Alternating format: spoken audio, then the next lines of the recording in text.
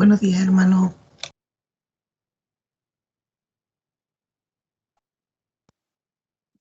Buen día. Buenos días. Buenos días. Un buen día a todos. Buenos días. Buenos días. ¿Cómo están todos? Bien, gracias al Señor, ministro. Buen día, ministro. Muchas bendiciones. Bien. Bien, gracias a Dios. Qué bueno.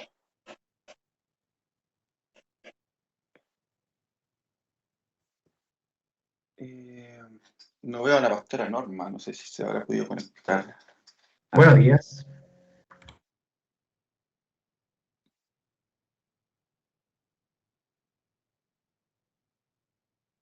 Ahí está. Ay, perdón por la demora.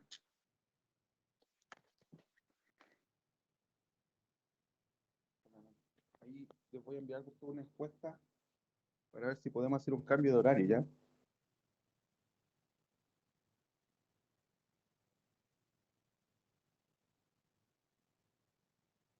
¿Cómo se escucha ahí?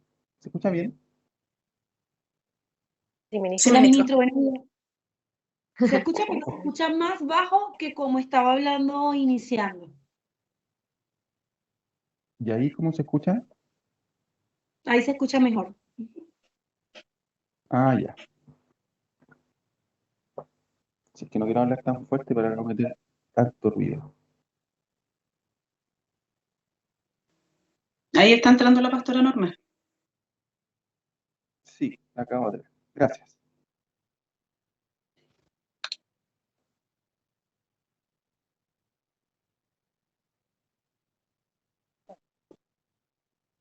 Hola, ¿Cómo buenos está? días. Muy Hola, bien, buenos días. gracias.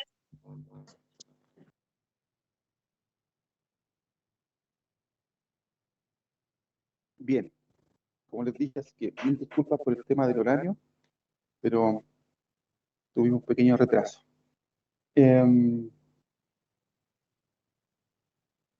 Vamos a... Creo que ahí para proyectar.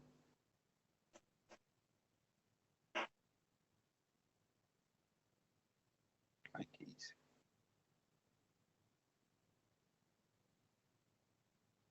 Vamos a comenzar hoy día con la sección, la clase número 2, que tiene que ver con cómo se empieza ya a cumplir lo que estaba dicho, ¿cierto? En el versículo 8, el capítulo 1, versículo clave de este libro que dice: me seréis testigos, recibiréis poder y me seréis testigos en Jerusalén, en toda Judea, Samaria y hasta lo último de la tierra. Ahí. Un segundito. Ahí está. El contenido. Vamos a orar para comenzar, ¿sí?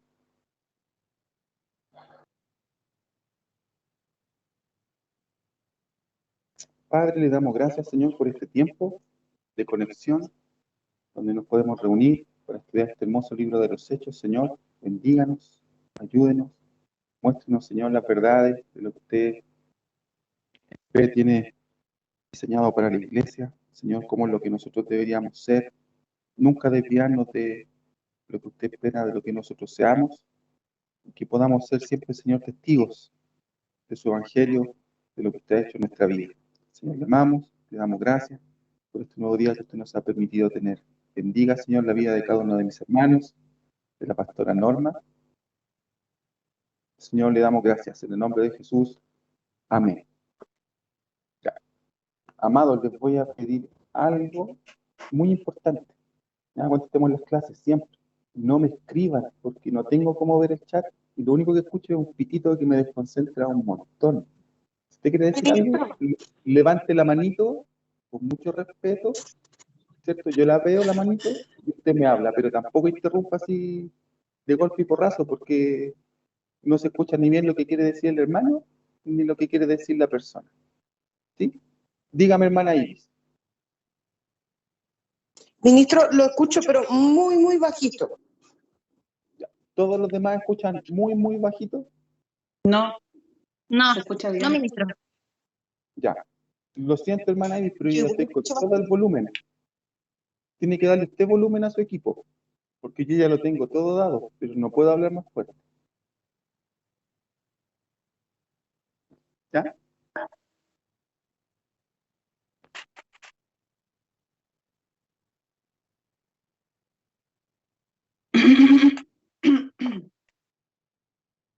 Voy a silenciar los micrófonos también. Recuerden, estar con el micrófono silenciado.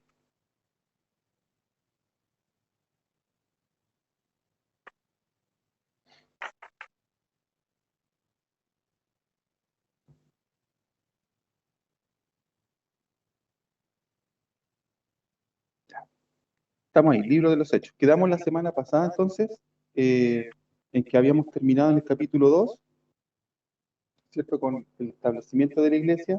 Tengo un resumen ahí, ¿cierto? Se han establecido los pilares básicos de funcionamiento. Perdón, quedamos en la clase pasada en que se terminó, ¿cierto? Con este tema de que se restablece el gobierno, ¿cierto? Los discípulos, dijimos, habían sido instruidos durante 40 días por el Señor, que no necesariamente eran 40 días exactos, sino que estuvieron ahí siendo enseñados, ¿cierto?, en el reino de Dios. Dijimos entonces que no tan solo había que llegar con Jesús hasta la cruz, sino que después había que ser, ¿cierto?, enseñado en el reino.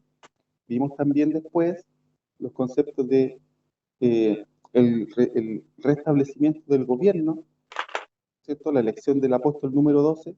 Dijimos que ahí iban a venir muchos más apóstoles después en el camino del curso. Hablamos y enseñamos, ¿cierto?, respecto de lo que es el concepto apóstol. Según el libro de los Hechos, es el concepto de ser enviado. ¿Ya? Mencionamos ahí que el concepto apóstol en ningún caso es un concepto de rango, ¿ya? No es posición, ¿ya? No es que usted primero es ministro, después asciende a pastor y después asciende a apóstol y después a querubín. No, no es eso, es función, ¿ya? Y la función de un apóstol es ser enviado, ¿ya? Si hoy día estuviera la iglesia primitiva entre medio de nosotros, ¿cierto?, verían a los pastores José y Norman Pye y le dirían que son los apóstoles. Le dirían, son el apóstol Pye, ¿cierto?, el apóstol José y el apóstol Norman, porque ellos fueron enviados a ese lugar y después son establecidos como pastores, ¿ya? Sin embargo, hoy día la mirada es como súper distinta. Dicen, no, es que yo soy pastor y después por alguna rara razón que no es mencionada nunca en la Biblia, entonces, ahora soy apóstol, ¿ya? Pero ese no es el diseño de la iglesia. De hecho, Pedro nunca fue pastor, Juan nunca fue pastor, Santiago no fue pastor, ni ninguno de los 12 fue pastor de la iglesia. En función de lo que dice Hechos capítulo 1, verso 8, fueron enviados y fueron apóstoles y luego tomaron grupos de gente que empezaron a pastorear, a dirigir, a liderar, a ancianar, porque ese es el modelo que aparece en el libro de los Hechos de lo que establece la iglesia, que lo vamos viendo en los capítulos posteriores. ¿Ya? Entonces aquí no es una carrera ministerial. Yo comienzo siendo discípulo, después soy diácono, después soy ministro, después soy pastor, después soy apóstol, querubín, galáctico, cómico. No, no es eso. ¿Ya? Es funcional. Esto tiene que ver con el ministerio es funcional, no es posicional. ¿Ya?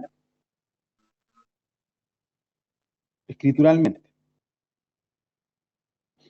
para que lo tengamos en cuenta, ¿ya? Por si alguien tenía algún concepto equivocado o distorsionado de esto, no, el apostolado es funcional, ¿ya? No es posicional. Vamos a hacer, y terminamos con eso, ¿cierto? Vimos que Pedro, entonces, en medio de esta después cumplimiento de la promesa, ¿cierto? Los 12 son llenos del Espíritu Santo, ahí nos dimos cuenta, ¿cierto?, que escrituralmente no es un soplo, no es un viento, sino que es el ruido, ¿cierto?, del Espíritu Santo que viene sobre este aposento alto, donde todos se agolpan, donde todos los ven como que se están quemando, ¿cierto?, por estas llamas de fuego, y los apóstoles comienzan, ¿cierto?, a hablar en el idioma de los que estaban ahí en Jerusalén, ¿cierto?, y le cuentan las maravillas de Dios. Vimos en relación a eso entonces que la llenura del Espíritu Santo entonces tiene que ver con cómo yo proclamo las maravillas de Dios en el idioma, ¿cierto?, lo que pueden entender otros. No tiene que ver con que yo dé testimonio al interior de la iglesia o que le demuestre a alguien, ¿cierto?, que he sido lleno del Espíritu Santo. Y aunque bien pudiera ser que hable alguna lengua angelical, si alguien no la entiende, no va a tener mucho sentido, porque el libro de los Hechos dice que en este ejercicio de lo que dice el escrito, entonces es para que otros oyeran las maravillas de Dios. Siempre va a haber gente que no va a creer, también lo vimos ahí, y luego Pedro, ¿cierto?, hace su sermón, hace su predicación querigmática, y de acuerdo a lo que vimos ahí, tenía una estructura donde, ¿cierto?, más que ser una predicación motivacional, es una predicación, ¿cierto?, con un mensaje muy, muy preciso, muy conciso, con ciertos puntos, basado en muchas cosas del Antiguo Testamento y en los hechos de los cuales ellos fueron también testigos, ¿cierto? Y el resultado de esa predicación es que la gente se convierte, ¿cierto? Hay un arrepentimiento. La gente le dice a Pedro ahí, entonces, ¿qué haremos? Y luego de eso vimos, y también nos vamos a dar cuenta, entonces, que los hermanos se bautizan inmediatamente, dado que entonces tuvieron, ¿cierto?, un entendimiento real, ¿cierto?, de lo que fue su salvación, que no es lo que sucede hoy día, porque muchas veces nos hemos equivocado en solo llevar a los hermanos a una oración. Entonces después, cuando llega el tiempo de bautizarse, no entienden, no quieren, ¿cierto?, o se cuestionan muchas cosas. Vamos a comenzar entonces ahora desde el capítulo 3, con la sección que tiene que ver con el testimonio de la iglesia, ¿ya?, que va a ser lo primero que se va a dar en la sección de lo que es la ciudad de Jerusalén, básicamente. Quedó establecida la iglesia al final del capítulo 2, y vimos ahí también cómo ¿cierto?, estableció. Se reunían en casa, participaban de la actividad del templo, pero se juntaban en las casas, compartían el pan, ¿cierto?, con sencillez de corazón, tenían todas las cosas en común, y por medio de eso, de esas cosas, el Señor añadía a los que habían de ser salvos. No hacían campañas evangelísticas para que llegara gente, sino que en el mover de la iglesia, entonces aparecían los nuevos creyentes. Mientras la iglesia tenga más vida según este modelo, entonces más gente va a llegar, porque el Señor va a ir añadiendo. Eso es lo que dice ahí el relato escritural. ¿Qué es lo que vamos a ver hoy día entonces? Que la iglesia se ha establecido, ¿cierto? Lo que vamos a leer hoy día, que es del capítulo 3 al 8, la iglesia ha establecido los pilares básicos de funcionamiento. Vamos a ver que existen dos ministerios dentro de la iglesia, básicos, que son el ministerio de la palabra y la oración, y el del servicio. Entonces, antes de entrar en la lectura, si nosotros nos damos cuenta, por lo menos hasta la semana pasada nos dijimos, ¿cierto?, también que al interior de la iglesia todos son discípulos. Todos son discípulos. No hay gente que se va a congregar o a ver qué es lo que está pasando, o a ver si encuentra algo para su vida que le guste. No, todos son discípulos. Aparte de los 12, todos son discípulos. Entonces, sin haber leído todavía, un principio que nosotros tendremos que ver a la luz de este pasaje acá es que si usted no está en el ministerio de la oración y la palabra, como ministerio, si usted no está en el ministerio del servicio, entonces tiene que ser discípulo. O sea, cada uno de nosotros tiene que saber en qué lugar está establecido, pero usted no puede estar ahí como llanero solitario. No debería estar sin tener o sin saber cuál es su lugar, ¿ya? Usted no va solamente a buscar lo suyo. Dijimos que había comunión la semana pasada y también lo explicamos. Entonces ya tenemos tres estamentos, ¿cierto?, o funciones dentro de la iglesia. Tenemos, de acuerdo a lo que vamos a leer ahora del capítulo 3 al 8, vamos a tener el ministerio de la oración, el ministerio de los diáconos y los discípulos. La iglesia comienza a dar testimonio en Jerusalén por los apóstoles y también por los diáconos. No estamos hablando de predicar, estamos hablando de testimonio, bajo prodigios y señales, ¿cierto?, junto con la predicación del mensaje. Producto de eso, entonces va a comenzar la persecución de la iglesia. ¿Ya? Van a aparecer castigos, va a aparecer también, por primera vez aquí en el libro de los Hechos, aparece Saulo, ¿ya?, que es alguien que va a castigar a la iglesia, ¿cierto?, por una autoridad que también a él le había sido dada. Y resultado de esto va a ser que toda la iglesia, salvo algunos poquitos, muy poquitos que quedan en Jerusalén, son esparcidos por el resto de la ciudad. ¿Para qué? Para seguir cumpliendo con lo que estaba ahí en Hechos capítulo 1, versículo 8. Entonces, todo eso es lo que vamos a revisar hoy día. Si lo tuviéramos que ordenar un poquito, ¿cierto? El capítulo 8. Ay, me saltó aquí. Perdón, me equivoqué de PPT. Voy a tener que salirme de un segundo. Por eso me parecía rara la introducción. Aunque esto no está, lo que leímos en la introducción no está equivocado, pero después la parte de los capítulos sí. Deme un segundo.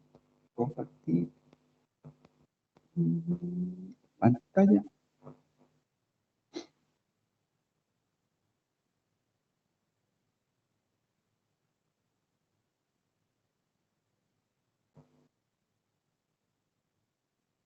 Ay, santo padre, ¿qué me pasa esto?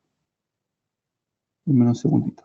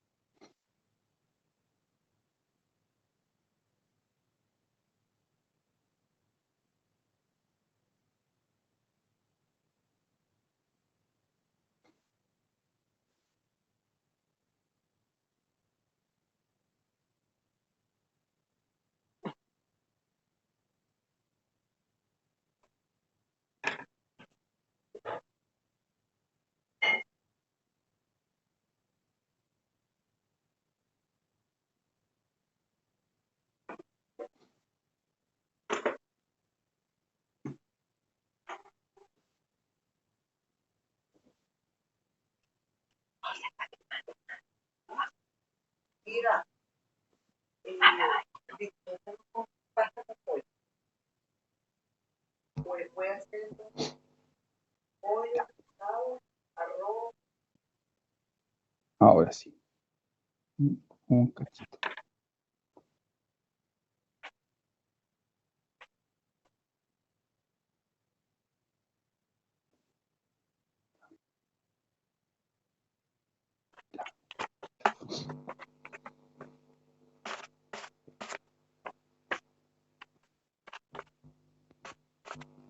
Ya. Entonces lo que vamos a leer hoy día es del capítulo 3.1 al 8.3. Eso era. ¿Ya? El testimonio de la iglesia en Jerusalén. Vamos a ver secciones donde se va a hablar del testimonio de Pedro y Juan. Vamos a ver también el testimonio de los otros apóstoles, que también aparecen mencionados ahí en el libro de los Hechos. Y vamos a ver también el testimonio de un diácono. Eso es todo lo que abarca esta sección. Recuerde que el libro de los Hechos tiene un propósito, que es mostrar cómo fue la proclamación del nuevo pacto, que es lo que vimos ahí en Panorama del Nuevo Testamento. La primera sección, que va del capítulo 3.1 hasta el 4.31, vamos a ver el testimonio de Pedro y Juan, en la lectura que vamos a tener ahora. ¿Qué es lo que nosotros vamos a observar en estos versículos que vamos a leer? Toda la actividad de este testimonio se da en el templo. Recuerde que ellos siguen siendo judíos. No existe un lugar físico que se llama iglesia. La iglesia son las personas y se da por medio de la actividad que se da en las casas. Pero como ellos lo que quieren es proclamar el evangelio, este nuevo pacto, entonces lo tienen que hacer en el lugar de mayor interés desde el punto de vista religioso, que es el templo. Ahí es donde toda la gente sigue reuniéndose para cumplir con la ley, ¿cierto? Para llevar los sacrificios. Entonces ellos quieren ir allá. Tenga presente también que aún el mismo Señor Jesús siempre estuvo en el templo, yendo, y también en las sinagogas. ¿Cómo van a ser las características de estos testimonios que se dan? Siempre los apóstoles y los diáconos van a hacer un milagro o una señal prodigiosa. Luego de eso vendrá una predicación de las mismas características que las que vimos anteriormente, para que usted vaya tomando nota de los aspectos que mencionamos. Y en este caso, que es la segunda predicación de Pedro, entonces se cuenta que los que creyeron fueron 5.000. O sea, si nosotros lo vemos desde esta perspectiva, o sea, Pedro en 2 predicaciones tiene una iglesia de 8.000 hermanos. ¿Ya? Entonces, si alguien habla de mega iglesia, tiene que preguntarle a Pedro. ¿Alguien quiere saber cómo multiplicó la iglesia? Preguntémosle a Pedro cómo lo hizo. Y por lo menos lo que dice aquí el relato, está basada un poco en sus predicaciones. Porque la predicación, ¿cierto?, es la que llevará al arrepentimiento de la gente. La enseñanza edifica. Y está bien que también la llevemos al interior de la iglesia. La enseñanza edifica. Pero la predicación es la que lleva al arrepentimiento. Eso tenemos que tenerlo ahí en perspectiva.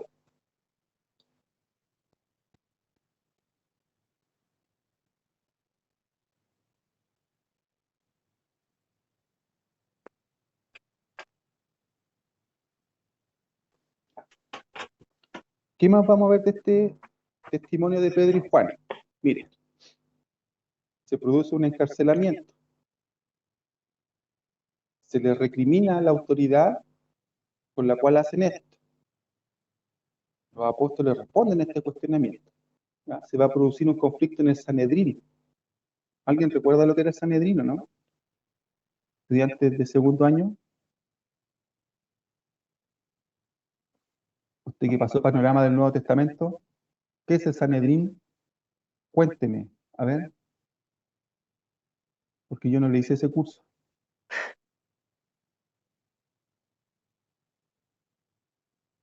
¿Por qué era importante el Sanedrín?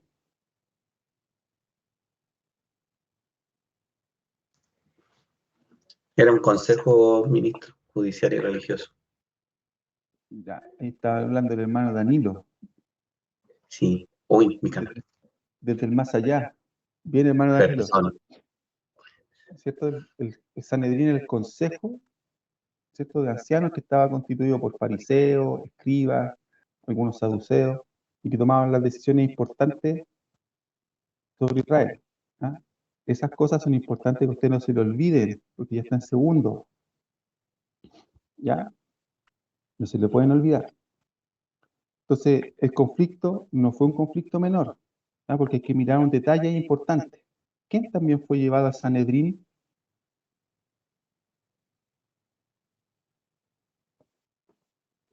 ¿El Señor Jesús o no? No sé, ¿me lo está diciendo o me lo está preguntando?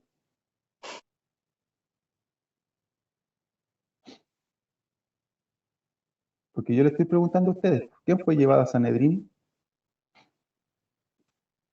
Jesús. El Señor Jesús. ¿Ya? Entonces, el testimonio, ahí también lo vamos a ver con un pequeño detalle, el testimonio también tiene que ver con hacer las cosas que hizo el Señor Jesús, o vivir aquellas cosas que el Señor Jesús vivió.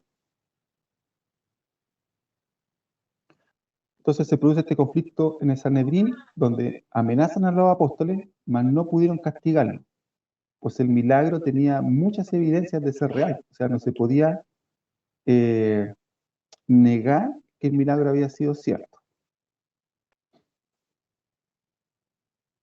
También al finalizar esta sección vamos a ver algunas características de la iglesia, ¿cierto?, junto con las que vimos al finalizar el capítulo 2.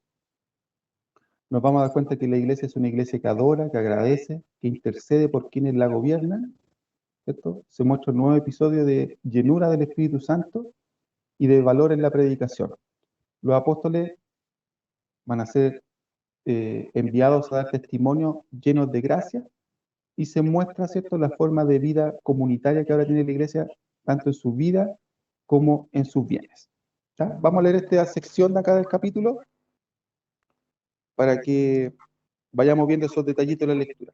Recuerde que hasta este momento todo lo que leamos va a estar narrado siempre en tercera persona, porque lo está leyendo, o lo está, perdón, redactando Lucas, que no fue alguien participante de estos hechos.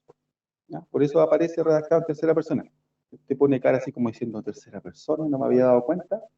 Entonces, leamos con atención para poder darnos cuenta de esos detalles. ¿Ya? Capítulo 3, versículo 1 ahí para que entremos en la lectura. Pedro y Juan subían juntos al templo a la hora novena, la hora de la oración, y era traído un hombre cojo de nacimiento. Recuerde que estos detalles son siempre importantes, porque usted nunca puede perder de perspectiva que todas las personas, desde la mirada del punto de vista judío, que eran ciegas, que eran sordas, que tenían algún defecto físico, siempre, ¿cierto?, venían con una carga de pecado, y eran culpables de algo, ya había sido por cuenta de su propia vida o por cuenta, ¿cierto?, de sus padres. Entonces, estas cosas que aparecen ahí mencionadas son instrumentalmente así para que nosotros podamos ver con mayor amplitud el milagro del Señor. Y era traído un hombre cojo de nacimiento, a quien ponían cada día a la puerta del templo, que se llama La Hermosa, para que pidiese limosna de los que entraban en el templo. Este, cuando vio a Pedro y a Juan que iban a entrar al templo, le rogaba que le diesen limosna. ¿Ya? Algunos piensan que esta sección de acá tiene que ver con el hecho de que los apóstoles de alguna forma eran conocidos por haber andado con el Señor Jesús. Y el ministerio del Señor Jesús no era un ministerio pobre, era un ministerio rico, porque tenía mujeres que le daban mucho dinero para llevar adelante su ministerio, tenía gente rica que le daba bienes para llevar adelante su ministerio. Entonces, la gente, los que sabían que quienes andaban con Jesús tenían cosas. ¿Ya? Ahora, en el entendido de lo que vimos hasta el pasaje anterior, probablemente a esta altura Pedro y Juan ya no tenían nada, porque lo habían puesto todo a disposición de la iglesia. Recuerden que dijimos que tenían todas las cosas en común, que ya nada era de suyo propio, sino que todo lo daban para la iglesia. Entonces, seguramente ya no, de lo que era el ministerio original del Señor Jesús, claro, tenían a lo mejor la apariencia o el recuerdo de todo lo que tenían con el Señor Jesús, pero ahora ya no llevaban nada. Por eso,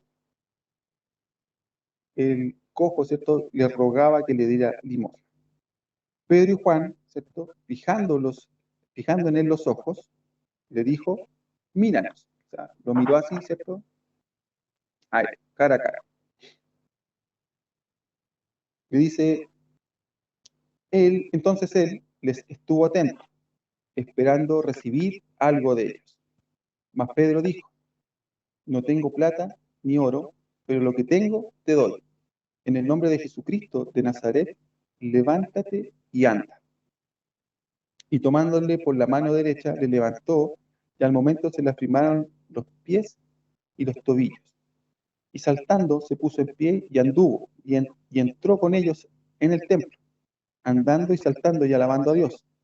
Y todo el pueblo le vio andar y alabar a Dios. Fíjense que las características de este milagro tienen que ver con que, ¿cierto?, la impartición que hace Pedro sobre la vida de este cojo, con una acción también participativa del cojo, que es tomado de la mano y levantado, ¿ya? A diferencia del milagro que hace el Señor Jesús, ¿cierto?, donde le dice al cojo que se levante.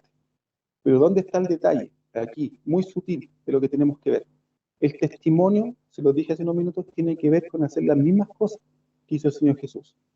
El Señor Jesús también levantó a un paralítico, ¿cierto? Así que fue levantado, que fue llevado, ¿cierto? Y cuando fue roto el techo y lo meten ahí los 4 amigos, el Señor Jesús lo levanta. Los apóstoles testimonialmente van a obrar siempre en el poder de lo que vieron, de lo que fueron enseñados discipularmente. Y aquí una de las cosas que vamos a ver y que tenemos que aprender a empezar a mirar en este libro, desde aquí en adelante y con muchos otros personajes, es que el discipulado no es los cursos que usted y yo hagamos. No es que usted haya hecho discipulado 1, 2, 3, 4, 5, 6, ni discipulado básico, avanzado, intermedio, en inglés, en griego, en hebreo. No tiene que ver con eso. Discipulado no es curso. Discipulado es relación. Relación entre alguien que enseña, que imparte, por el medio del hacer, de caminar juntos. ¿Ya?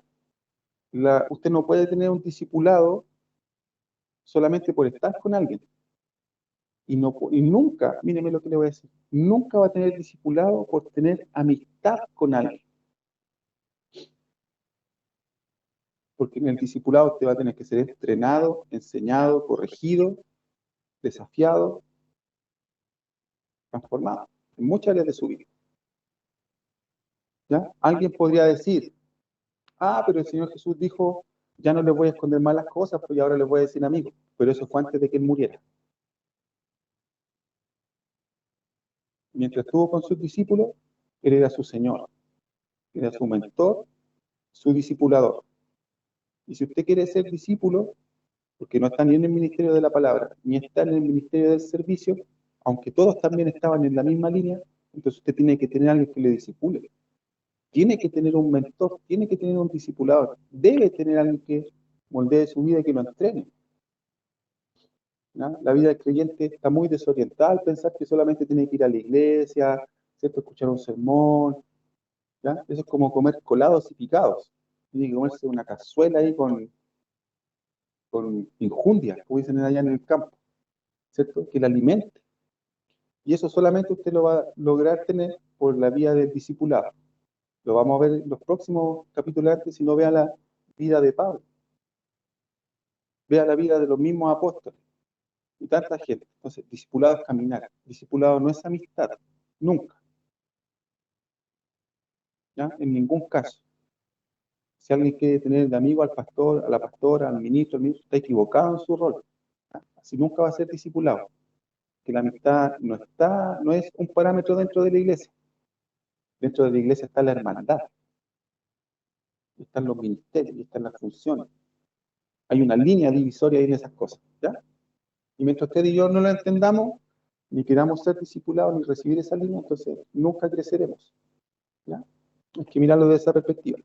Discípulo, entonces, siempre hará lo que hace su mentor. Siempre. Siempre querrá imitar eso. Entonces usted también va a tener que ver a quién lo está mentoreando. Porque puede ser que a lo mejor está haciendo cosas que, para alguien que para usted es su mentor, pero a lo mejor está haciendo cosas equivocadas. Está teniendo malas actitudes, malas formas. Tendremos que verlo. Tendremos que aprenderlo. Tendremos que aprender a discernir esas cosas. ¿Sí?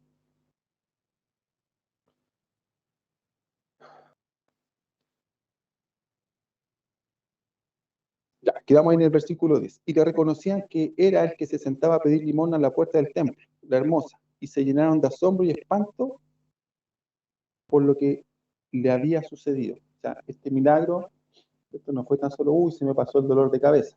Está bien, obró Dios ahí en el dolor de la cabeza, está bien. Pero aquí este milagro fue tan real, porque era alguien que había estado toda la vida pidiendo limosna, era conocido por todo el pueblo. Y el relato dice que todo el pueblo lo vio, que se levantó. O sea, no dice los que estaban ahí en el templo, no dice que fueron algunos, no, dice que todo el pueblo lo vio. Y eso hizo que se llenaran de asombro y de espanto, ¿cierto? Vino este temor por parte de aquello que había sucedido por causa de estos dos personajes. Y teniendo asidos a Pedro y a Juan, estaba ahí agarradito de ellos, el cojo que había sido sanado, todo el pueblo atónito concurrió a ellos al pórtico que se llama de Salomón. Primero estaban en un lugar que se llamaba la Puerta la Hermosa, y ahora parten, ¿cierto?, a otro lugar, la puerta que se llama de Salomón. Dijimos, ¿cierto?, en la presentación anterior, entonces que todo el testimonio primero se da por medio de un milagro, ¿cierto?, una señal prodigiosa. ¿Cierto? Mire cómo fue esta señal y prodigiosa, que todo el pueblo sacó el país en el templo, ¿cierto?, para ver qué es lo que está sucediendo. Y luego de esto, entonces viene ahora, ¿cierto?, una vez que ya capturó la atención de todo el pueblo por medio de este milagro, entonces ahora viene la predicación. A veces nosotros también en la iglesia de hoy lo hacemos al revés muchas veces. Primero predicamos, ¿cierto? Tratamos de dejar a los hermanos como medio inflados con el sermón y después queremos hacer el milagro. En el libro de los Hechos era al revés. Primero milagro, captaban la atención y después predicaban. Viendo esto, Pedro respondió al pueblo. Ya, aquí va a venir el sermón. ¿Ya? Entonces, ponga atención, ¿cierto?, a la estructura de este sermón carismático. Viendo esto, Pedro respondió al pueblo: varones israelitas, ¿por qué os maravilláis de esto? ¿O por qué ponéis los ojos en nosotros, como si por nuestro poder o piedad hubiésemos hecho andar a este? El Dios de Abraham, de Isaac y de Jacob, el Dios de nuestros padres, ha glorificado a su Hijo Jesús, a quien vosotros entregasteis y negasteis delante de Pilato, cuando éste había resuelto ponerle en libertad. Mas vosotros negasteis al santo y al justo, y pedisteis que se os diese un homicida, y matasteis al autor de la vida. Qué evangelista este Pedro. A quien nuestro Dios ha resucitado de los muertos, de lo cual nosotros somos testigos. Y por la fe en su nombre, a este que vosotros veis y conocéis, le ha confirmado su nombre, y la fe que es por él ha dado a este esta completa sanidad en presencia de todos vosotros. Mas ahora, hermanos, sé que por ignorancia lo habéis hecho, como también vuestros gobernantes. Pero Dios ha cumplido así lo que había antes anunciado por boca de todos sus profetas, que su Cristo había de padecer.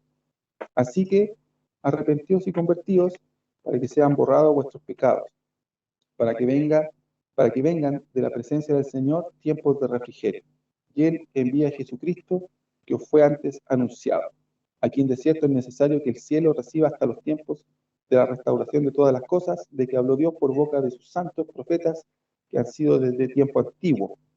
Porque Moisés dijo a los padres: el Señor vuestro Dios os levantará profeta de entre vuestros hermanos como a mí, a él le oiréis en todas las cosas que os hable. Y toda alma que no oiga a aquel profeta será desarraigada del pueblo.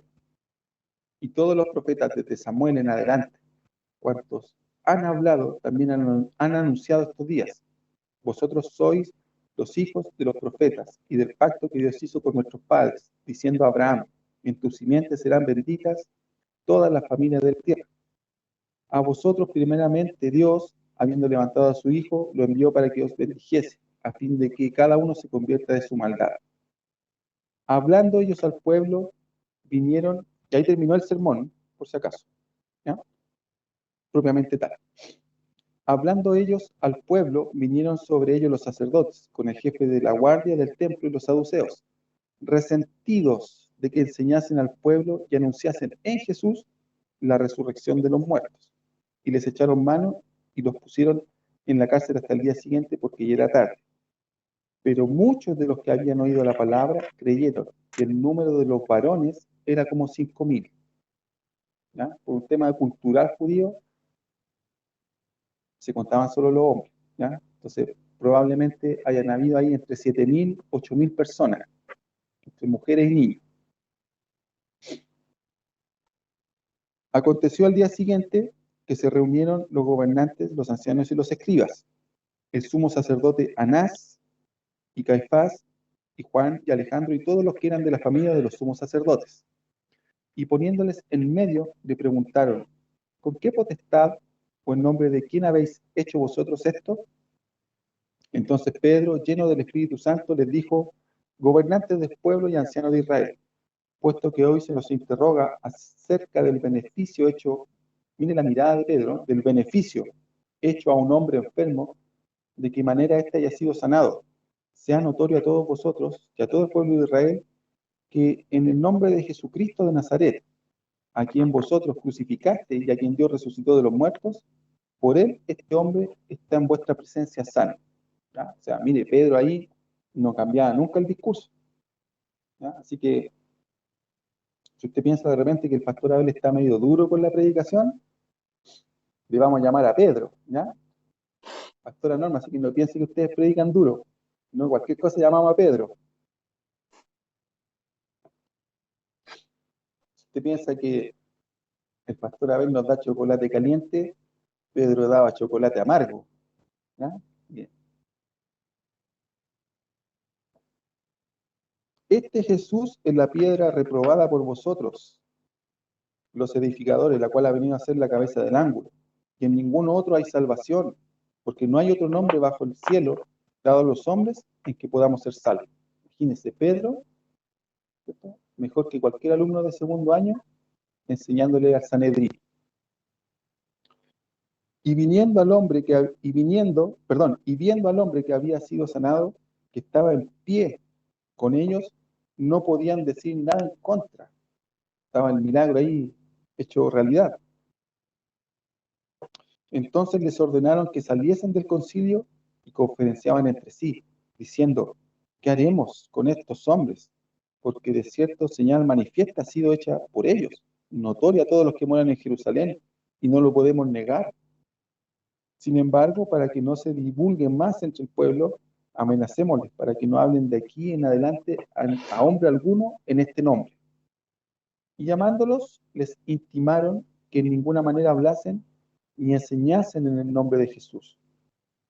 Mas Pedro y Juan respondiendo diciéndole, juzgad si esto es justo delante de Dios, obedeced a vosotros antes que a Dios, porque no podemos dejar de decir lo que hemos visto y oído. Testimonio y discipulado. Ellos entonces le amenazaron y le soltaron, no hallando ningún modo de castigarle por causa del pueblo, porque todos glorificaban a Dios por lo que se había hecho, ya que el hombre en quien se había hecho este milagro de sanidad tenía más de 40 años. O sea, ¿por qué hace mención a esto? Tanto por Lucas, que tenía ciertos estudios de medicina, un hombre cojo a lo mejor ¿cierto? Fuese sanado después de los 40 años por medio de otras terapias, de otras cosas, podía ser muy difícil, pero también por el aspecto cultural, porque alguien que era mayor de 40 años, desde la cultura judía ya era un hombre muy adulto, muy serio, muy confiable. De hecho, desde los 40 años recién alguien podía operar como rabino, podía ser parte de algún consejo, de la sinagoga. Los 40 años recién en adelante señalaban y denotaban madurez. Antes de los 40 años siempre eran menores, ¿ya? O inmaduros. Entonces, por eso se menciona ahí clave ese pasaje de los 40 años, ¿ya? Así que aquellos que tienen más de 18, legalmente tienen mayoría de edad, pero madurez puede que falte.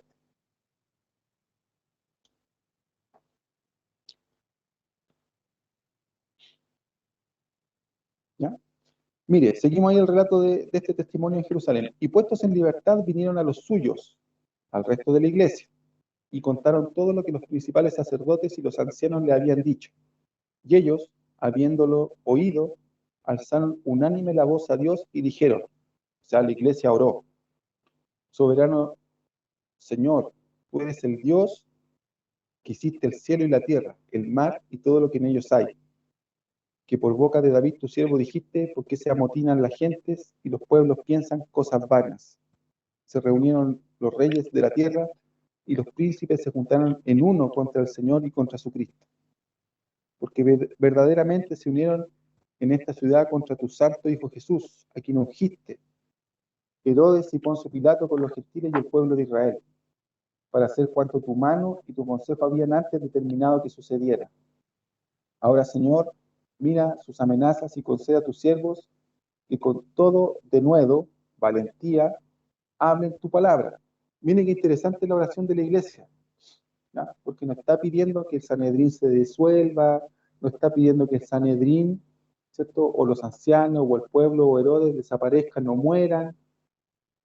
No está pidiendo, ¿cierto? Que en el caso de nosotros a lo mejor hoy día, ¿cierto? No le echaríamos la culpa a Satanás, ni ninguna de esas cosas. La iglesia en este sentido, con mucho, pero mucho entendimiento, lo que ora es que los apóstoles y todos los que están predicando tengan valentía para predicar el Evangelio. Entonces, usted y yo tendremos que revisar nuestras oraciones, porque más allá de pedir gracias, favor, ¿cierto? O muchas cosas, lo que tenemos que pedir es que el Señor nos dé valentía. Porque, siendo muy honestos, ¿cierto? Nosotros tenemos una mirada un poco distorsionada del Evangelio, y generalmente siempre queremos ir a predicarle al pobre, al drogadicto, al desgraciado, ¿cierto? Al que está pasando un mal momento, al que está en una enfermedad, ¿cierto? Y muchas veces nosotros queremos predicar tocando esa sensible fibra para proclamar el Evangelio, porque es más fácil, porque así uno puede entrar. Pero si usted quiere predicarle a un millonario, a un rico, a alguien que dice no tener necesidades, si usted quiere predicarle a un hombre duro, es difícil. Entonces necesitamos ser, ¿cierto?, llenos de esa valentía para poder predicar el Evangelio en todo escenario. Y no tan solo, ¿cierto?, a aquellos que para nosotros son fáciles de predicar. Esa fue la oración de la iglesia. Señor, dale valentía para que sigan predicando, a pesar de todas estas cosas difíciles, a pesar de toda la oposición que existe. Porque hoy día usted y yo no tenemos ninguna oposición, ¿ya? La verdad es que nosotros le llamamos tribulación a muchas situaciones que tienen que ver con lo cotidiano, con lo normal, con el resultado de malas decisiones. Pero bíblica y escrituralmente, cuando hablamos de tribulación, tendremos que entender que son las persecuciones por causa del Evangelio. Por causa del Evangelio. Si usted tiene un jefe pesado, eso no es tribulación, es el jefe nomás que es pesado. Y tendremos que aprender a lidiar con eso. O renunciar, o cambiarnos, o buscar otro lugar. O si estamos viendo que se está tratando nuestra vida con eso, será parte del proceso. Pero eso no es tribulación. ¿Ya? Que tengamos que estar pagando 125 cuotas por algo que no necesitábamos, que no era necesario, que solamente lo compramos porque era de moda y hoy día no tenemos cómo pagarlo. Eso no es tribulación. Eso es resultado de una mala decisión. ¿Ya? Entonces tendremos que aprender a ver que las tribulaciones tienen que ver por la predicación y por causa del Evangelio. Si yo le pregunto a usted hoy día, ¿sufre alguna tribulación? ¿Alguien le hace la vida imposible por predicar el Evangelio? ¿Somos perseguidos? ¿Tenemos algún impedimento? ¿Alguien nos restringe en eso? ¿Nos tiran piedras? No, porque incluso hasta tenemos derecho, tenemos la ley de culto, entonces no estamos hasta protegidos para predicar. Entonces, esa valentía tiene que salir. Tiene que aflorar de nosotros, no puede estar escondida. ¿Ya? No podemos recargar, llevar la buena nueva a otros, a un grupo de evangelismo. No podemos llevar el mensaje del evangelio a una actividad especial. ¿Ya? No puede ser. Pedro iba a su tiempo de oración, no dijo voy a ir a hacer evangelismo al templo a las 9 de la mañana, no. Dijo, yo voy al tiempo de la oración al templo a las 9, y en eso se encontró con el cojo, aplicó su discipulado, lo que había visto y aprendido del Señor Jesús. A causa de eso se dio un milagro y aprovechó la oportunidad para predicar. Entonces, ¿cuál es la lección? Usted tiene que obrar en el discipulado que tiene, que ha recibido. Si no ha tenido, no pierda más tiempo. ¿Ya? Se ha enseñado en esas cosas. ¿Para qué? Para que aproveche las oportunidades que Dios nos pueda dar para predicar, para evangelizar a otros. Eso es lo importante. ¿Ya? Que Pedro no, si leemos cuando terminemos de leer el libro de Hechos, que me imagino que usted también lo vuelva a leer después de esta clase, no tan solo se queda con la lectura que hacemos acá, pero no tan solo, ¿cierto?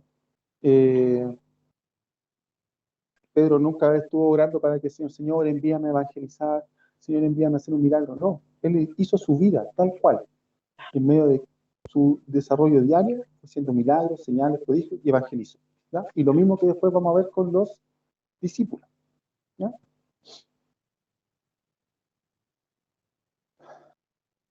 Mientras, versículo 30, el capítulo 4, ahí quedamos. Dice, mientras extiende tu mano para que se hagan sanidades y señales y prodigios mediante el nombre de tu santo Hijo Jesús.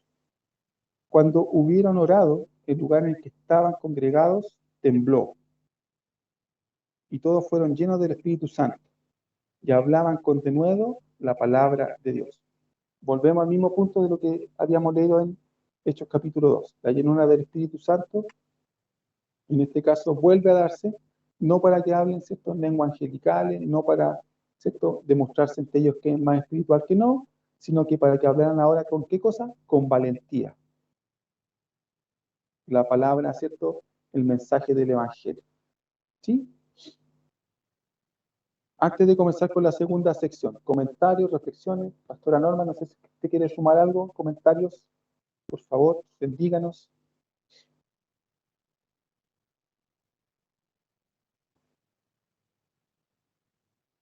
Ahí sí parece, sí. Bueno, creo que sí, lo más importante, la enseñanza que nos dejan estos capítulos es estar preparados siempre para testificar, en todo momento y en todo contexto. Yo creo que los apóstoles aquí en este momento son los que nos van a deslumbrar que en los momentos más complejos aún testifican. Y sobre todo siempre testificar de Jesucristo, de lo que hizo, y creo que lo que usted enseñó, cómo es todo hermoso de ser discípulos, que esta relación que tenemos con Cristo, y esto es lo que transmitimos también al resto. Entonces creo que eso tiene mucho más valor, de que esa frase que dice, tus actos hablan tan fuerte que no puedo oír lo que dices. Entonces que así sean nuestros actos de testificar con lo que hacemos a Cristo, para que podamos manifestar las obras del Señor. Entonces creo que los apóstoles en eso nos van a deleitar en estos milagros que hacen y esta testificación, y que no tienen temor de decir, ustedes mataron a Jesús directamente, no escatiman en decirlo. Y vivir en rectitud nosotros. Creo que eso también es muy importante, que nuestros actos van a testificar la vida de nuestro Señor. Eso, ministro.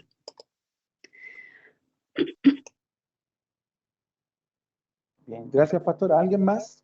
¿Alguna reflexión hasta acá? Porque ahora vamos a ver otro ámbito. Vamos a ver algunas cosas distintas y nuevas. Participa en la clase, eso también le va a sumar puntitos para la evaluación. ¿Ya?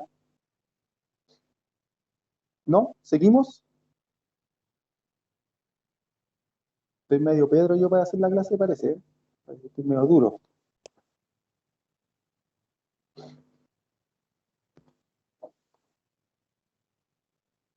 Ya. Entonces ahora vamos a quedar ahí en capítulo 32, quedamos del versículo 4. Cambiamos de sección entonces. Vamos a ver ahora, ¿cierto?, el testimonio de los apóstoles. Vamos a seguir viendo eso, pero aquí vamos a entrar en otra sección que tiene que ver con el caso de Ananías y Zafira. ¿Ya? Mire, de aquí, esto lo ponemos intencionalmente. ¿Quién levantó la mano? Ah, mamá, dígame. No sé si me perdí una parte, que no sé. Cuando se habla del bautismo del Espíritu Santo, ¿es lo mismo que después en los otros versículos habla de la llenura? ¿O es una primera instancia un bautismo y después llenura? No sé si me entiendes. Sí, entiendo. Sí, se refiere básicamente a lo mismo, ¿ya? Solamente que, como lo hemos venido diciendo en las clases anteriores, muchas veces, ¿cierto?, la Iglesia le ha dado un mal entendimiento a este bautismo y le dio una mirada más hacia adentro de la Iglesia, ¿cierto?, como algo testimonial para adentro de la Iglesia, ¿cierto?, como para algo al exterior. Y muchas veces se habla de ser bautizado en el Espíritu Santo, ¿cierto?, como un sello para ser un verdadero creyente. Pero a la luz de lo que estamos viendo aquí en el libro de los Hechos, no tiene que ver con eso. Tiene que ver con que estos verdaderos creyentes se puedan dar testimonio hacia afuera de lo que ellos son. Pero en lo general es lo mismo. El bautismo y la llenura del Espíritu Santo vamos a entender que es lo mismo. ¿Ya? En primera instancia se cumple la promesa dada por Dios, ¿cierto?, la persona de Jesús, en Hechos capítulo 2. Ahora lo que leemos aquí en el versículo 4 es otra instancia, ¿cierto?, donde vuelven a ser llenos del Espíritu Santo, y eso también nos daría, ¿cierto?, una pequeña luz de que este evento podría repetirse en la vida del creyente muchas veces, ¿ya? Y no como un evento único. Ok, gracias.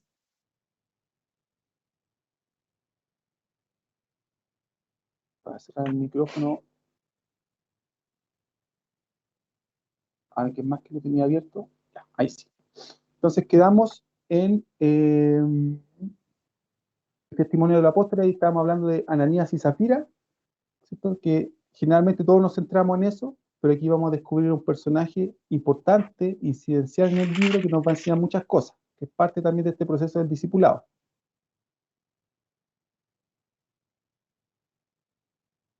¿Se ve lo que estoy compartiendo, no? Ahora me veo yo.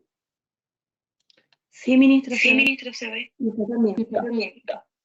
Ya. Se sigue dando testimonio en el templo y al pueblo por medio de milagro y predicación, ¿cierto? Se va a producir un segundo encarcelamiento de estos apóstoles, del cual son liberados milagrosamente, con el objeto de seguir dando testimonio. ¿Ya? Vuelven a ser llevados ante Sanedrín, nuevamente testifican, pero en esta ocasión son castigados. ¿Ya? Y aquí lo que van a hacer es manifestar el gozo de ser tenidos por dignos, de ser afrentados por causa del nombre de Jesús. Y van a seguir predicando. Y vamos a sacar algunas segundas lecciones de lo que tiene que ver, ¿cierto?, el ser discípulo. Versículo 32. Quedamos ahí. Por favor, de acuerdo también a lo que habíamos aprendido en los cursos anteriores, no le dé tanto énfasis ahí a los subtítulos que aparecen, porque esas cosas muchas veces nos condicionan, ¿ya? Por eso yo no los leo, sino que vamos a seguir la lectura nomás tal cual está. Dice, y la multitud de los que habían creído, características de la iglesia, y la multitud de los que habían creído era de un corazón, un alma, ¿ya? Mundo judío, corazón, no es así que late sangre, ¿cierto?, con emociones, ¿cierto? Porque el corazón, sentimiento, un día quiere, un día no quiere, un día tiene ganas, otro día no tiene ganas. Corazón en el mundo judío está acá, en la mente, en el pensamiento, ¿ya? Es donde usted toma una decisión. Entonces la iglesia tomó la decisión de estar unida. Era de un corazón, ¿ya? De una sola forma de pensar, y un alma. Y ninguno decía ser suyo propio nada de lo que poseía, sino que tenían todas las cosas en común. ¿Ya? Características que también habíamos leído anteriormente. O sea, toda la gente que se está añadiendo a la iglesia se suma con las mismas características. ¿Ya? Cosa que la iglesia de hoy día también cuesta. ¿Ya? La gente llega bien mañosita con sus cosas a la iglesia hoy día, ¿cierto? Cuesta. Y hay que hacerle varios cursitos y varias cositas ahí para que se vayan puliendo. Pero la gente que en el libro de los Hechos se suma al tiro, ¿cierto?, con el espíritu de la iglesia. Estaban haciendo comunidad. Y con gran poder los apóstoles daban testimonio de la resurrección del Señor Jesús, y abundante gracia era sobre ellos, sobre todos ellos. Así que no había entre ellos ningún necesitado. ¿Ya? Como dice el pastor Abel ahí, no es que no hubiesen tenido baños, no, sí, era que todas las cosas, ¿cierto?, de la economía, de la administración estaban suplidas. ¿Ya? No había que hacer un departamento de primicia, no, eso era como lo común. ¿Ya? O sea, todo lo que llegaba a la iglesia era para suplir las necesidades de los que estaban ahí. Porque todos los que poseían heredades o casas los vendían y traían el precio de lo vendido, y lo ponían a los pies de los apóstoles, y se repartía a cada uno según su necesidad. ¿Ya? Entonces aquí no se repartía, porque él es ministro le vamos a dar más, porque él es pastor le vamos a dar más, no, porque ella es la escudera le vamos a dar más. No, aquí según la necesidad. Si alguien no necesitaba, no se le daba, porque había que darle al que tenía más necesidad. ¿Ya? Entonces, eso, mis hermanos, para que ustedes lo aprendan, ese es un principio de justicia en el reino de Dios. Y que no es tan solo que esté revelado acá, eso viene desde la ley. ¿Ya? Pablo después lo va a explicar en la carta a los Corintios. Todo lo que tiene que ver con diezmo, ofrenda, y todo lo que el pueblo llevaba, ¿cierto?, al templo como sacrificio, siempre tuvo el objeto de dar al necesitado y de suplir al que no tenía. ¿Ya? Entonces José, a quien los apóstoles pusieron por sobrenombre Bernabé, ¿ya? Este personaje es clave. Tiene de alguien de quien aprender mucho en la palabra, es de este personaje. Y nos vamos a dar cuenta de cuánta falta hacen los Bernabé hoy en día en la iglesia, tan necesarios que son. Importantísimos los Bernabé, que traducido es hijo de consolación, levita, natural de Chipre. Como tenía una heredad, ponga atención aquí, porque aquí se va a dar, esto usted que de segundo que es experto en hermenéutica, aquí va a haber una comparación. Entonces hay que mirar el personaje importante, que en este caso es Bernabé. Como tenía una heredad, la vendió y trajo el precio y lo puso a los pies de los apóstoles. ¿Ya? Y aquí viene la comparación. Pero cierto hombre llamado Ananías, con Zafira su mujer, vendió una heredad y sustrajo del precio, sabiéndolo también su mujer, y trayendo solo una parte, la puso a los pies de los apóstoles. Pero dijo Ananías: ¿por qué llenó Satanás tu corazón para que mintieses al Espíritu Santo y sustrajeres del precio de la heredad, reteniéndola? ¿No se te quedaba a ti? O sea, no tenía la obligación de hacerlo. Y vendida, ¿no estaba en tu poder? ¿Por qué pusiste esto en tu corazón? No has mentido a los hombres, sino a Dios. Al oír Ananías estas palabras, cayó y expiró, y vino un gran temor sobre todos los que lo oyeron. Y levantándose los jóvenes, lo envolvieron y sacándolo lo sepultaron. Pasado un lapso como de 3 horas, sucedió que entró su mujer, no sabiendo lo que había acontecido. Entonces Pedro le dijo: dime, ¿vendisteis en tanto la heredad? Y ella dijo: sí, en tanto. Y Pedro le dijo: ¿por qué convinisteis en tentar al Espíritu del Señor? He aquí a la puerta los pies de los que han sepultado a tu marido, y te sacarán a ti. Y al instante ella cayó a los pies de él y expiró. Y cuando entraron, los jóvenes la hallaron muerta, y la sacaron y la sepultaron junto a su marido.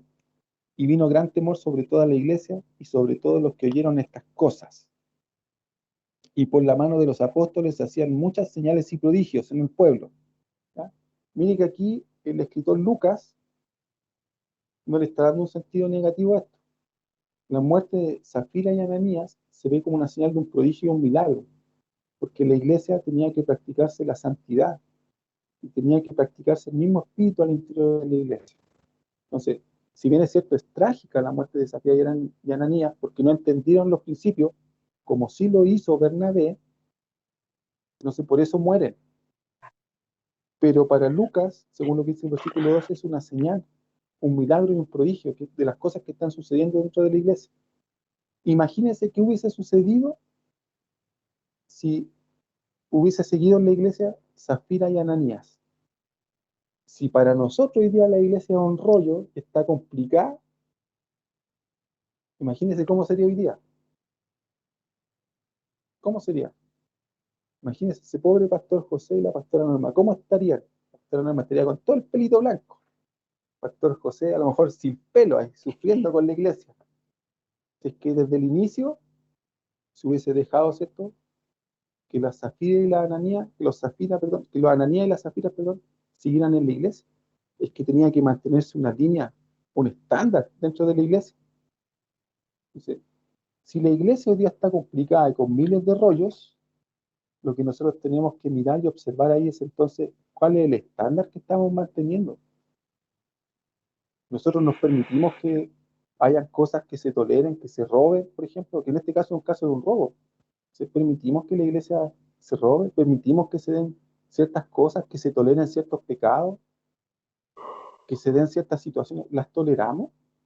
No a lo mejor al extremo, ¿cierto?, de matarlo, porque Pedro era un apóstol que tenía ciertas otras características, pero a lo mejor sí de darnos cuenta y de corregir esas cosas. No le estoy diciendo que expulsemos a los hermanos, ¿cierto? Porque después Pablo nos va a enseñar lo mismo. No tenemos que expulsarlo deliberadamente, pero sí tenemos que corregirlo, sí tenemos que enseñarlo. No dejar que esos pequeños puntitos, ¿cierto?, ensucien la hoja. ¿Sí? Y menos nosotros mismos. O sea, nosotros tampoco nos podemos dar el lujo de tolerar ciertas cosas. ¿Ya? Para Lucas esto fue una señal de milagro y una maravilla, ¿cierto?, que está ordenando la iglesia.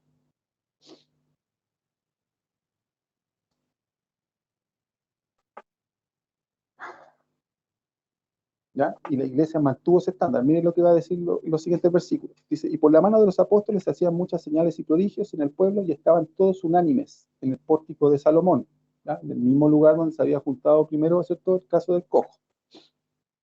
De los demás, ninguno se atrevía a juntarse con ellos, mas el pueblo los alababa grandemente, refiriéndose a todo este consejo de Sanedrín. Y los que creían en el Señor aumentaban más. O sea, primero vimos que la iglesia crece, ¿cierto?, por hacer vida de iglesia. La iglesia crece, entonces ahora en esta segunda demostración, por mantener su conducta. ¿Ya? La iglesia hoy día, mis amados, a veces ha caído en el error, ¿cierto?, de hacer miles de cosas para llenar, ¿cierto?, para juntar adherentes, no miembros, no creyentes, sino que adherentes.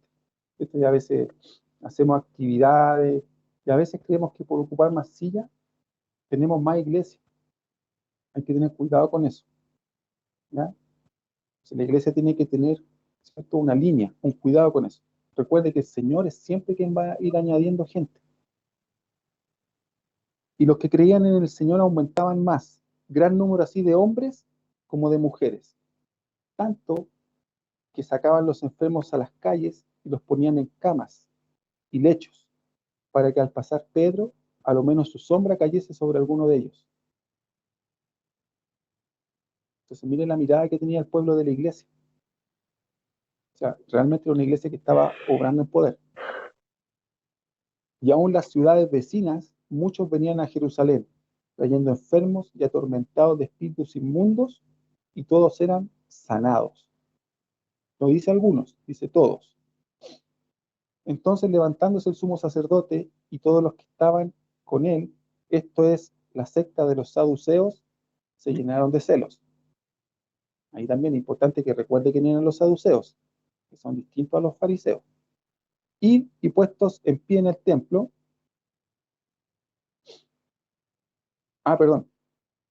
versículo 18. Y echaron mano a los apóstoles y los pusieron en la cárcel pública. Mas un ángel del Señor, abriendo de noche las puertas de la cárcel y sacándolos, dijo: Id, y puestos en pie en el templo, anunciad al pueblo todas las palabras de esta vida. Habiendo oído esto, entraron de mañana en el templo y enseñaban. Entre tanto vinieron el sumo sacerdote y los que estaban con él, y convocaron al concilio y a todos los ancianos de los hijos de Israel, y enviaron a la cárcel para que fuesen traídos. Pero cuando llegaron los alguaciles, no los hallaron en la cárcel. Entonces volvieron y dieron aviso, diciendo: por cierto, la cárcel hemos hallado cerrada con toda seguridad, los guardas afuera de pie ante las puertas, mas cuando abrimos a nadie hallamos dentro. Cuando oyeron estas palabras, el sumo sacerdote y el jefe de la guardia del templo y los principales sacerdotes dudaban en que vendrían a parar aquello. Pero viniendo uno, les dio esta noticia: he aquí los varones que pusiste en la cárcel están en el templo y enseñan al pueblo. Entonces fue el jefe de la guardia con los alguaciles y los trajo sin violencia, porque temían ser apedreados por el pueblo. Mire la autoridad que había ganado la iglesia. Estaba ahí en un mano a mano casi más allá que el mismo Sanedrín. Cuando los trajeron, los presentaron en el concilio y el sumo sacerdote les preguntó, diciendo: ¿no os mandamos estrictamente que no enseñaseis en ese nombre? Y ahora habéis llenado a Jerusalén de vuestra doctrina y queréis echar sobre nosotros la sangre de ese hombre. Respondiendo Pedro y los apóstoles dijeron: es necesario obedecer a Dios antes que a los hombres. ¿Ya? Mis amados, por favor, ese pasaje interprételo bien, ¿ya? Nunca lo ocupe como una excusa. Si no es para predicar el mensaje del Evangelio, mejor no lo ocupe. El Dios de nuestros padres levantó a Jesús, a quien vosotros matasteis, colgándole en un madero.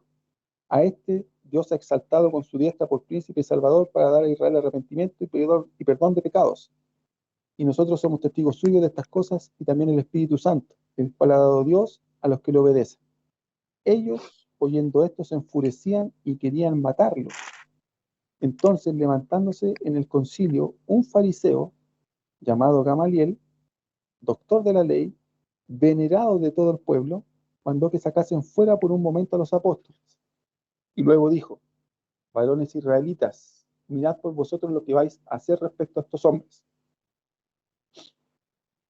Porque antes de estos días se levantó Teudas, diciendo que era alguien.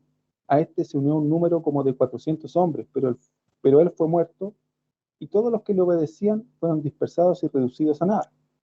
Después de este se levantó Judas el Galileo en los días del censo y llevó en pos de sí a mucho pueblo. Pereció también él, y todos los que le obedecían fueron dispersados. Y ahora os digo: apartaos de estos hombres y dejadlos, porque si este consejo o esta obra es de los hombres, se desvanecerá. Mas si es de Dios, no la podréis destruir. No seáis tal vez hallados luchando contra Dios. Este Gamaliel era un hombre sabio, muy entendido. ¿Ya? Y de ahí también, ¿cierto?, una reflexión interna para nosotros. La motivación con la cual estamos haciendo las cosas, ¿cierto? Si tiene que ver con lo que hacemos para nosotros mismos, si tiene que ver con algo que está respaldando Dios. Y convinieron con él, y llamando, perdón, a los apóstoles, después de azotarlos, ¿cierto? Fíjese, ahí tenemos una luz, ¿cierto?, de algo testimonial. Fueron azotados igual que el Señor Jesús, les intimaron a que no hablasen en el nombre de Jesús, y los pusieron en libertad. Y salieron ellos de la presencia del concilio. ¿Cómo salieron? Después de 39 latigazos, ¿cómo salieron? En libertad. Gozosos de haber sido tenidos por dignos, o sea, ¿cierto?, por haber hecho las cosas bien, por haberlo hecho como lo hizo el Señor, por no tener miedo, por no, ¿cierto?, echarse para atrás. Entonces, les tocaron sus latigazos, perdón, pero ellos se sintieron dignos, ¿cierto?, de vivir lo que había vivido el Señor Jesús, de ser afrentados por causa del nombre. La pregunta ahí que usted y yo tendríamos que respondernos es: ¿estamos realmente siendo discípulos para poder vivir esas cosas por causa del Señor Jesús? ¿Seremos considerados dignos entonces de poder vivir a la altura de ese nombre? Porque no vaya a ser que porque nos falte para pagar la letra de algo reneguemos del Señor Jesús. No vaya a ser que porque el Señor no nos mimó con nuestro berrinche y no nos concedió lo que nosotros le pedimos, reneguemos del Señor Jesús. No vaya a ser que porque hubo una temporada donde nos tocó comer solamente tecito y pan tostado, reneguemos del Señor Jesús. ¿O hay alguno de nosotros que ha sido encarcelado, latigado, avergonzado, expuesto, azotado o algo por causa del nombre del Señor Jesús? Ninguno.